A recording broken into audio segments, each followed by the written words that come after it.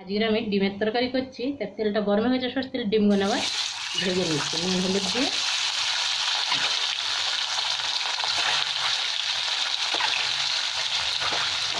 ডিমগুলো লাল লাল করে ভেজে নিই, তারপর সাথে আলুগুলো এই তেলের মধ্যে ভেজে নিই।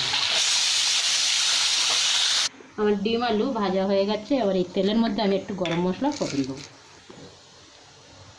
এখানে দুটো লবঙ্গ দিয়ে দিলাম, আর দুটো ইলাইচি ছোটো, একটা দারচিনির টুকরো, দুটো টুকরো তেজপাতা। মশলাটা একটু ভাজা হয়ে গেলে পেঁয়াজগুলো তুলে দেবো।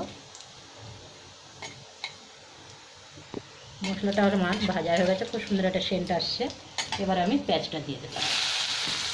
পেঁয়াজটা আবার খুব লাল লাল করে ভেজে নেব।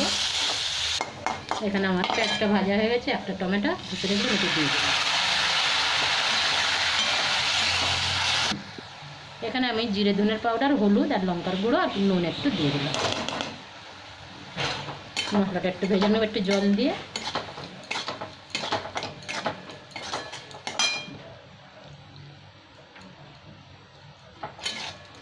মশলাটা খুব ভালো করে কষিয়ে নেব, একটু জল দিয়ে দিলাম।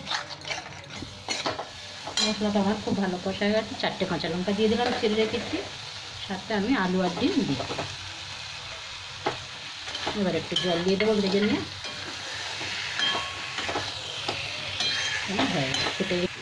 এবার আমি অল্প অল্প জল দিয়ে দেবো।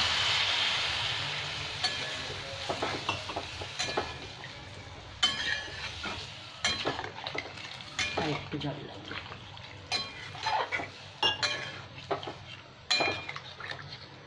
হয়ে গেছে, ডিমের তরকারিটা আমার হয়ে গেছে। এবার আমি গ্যাসটা বন্ধ করলাম। গরম মশলা তো দেওয়া হয়ে গেছে। চলো।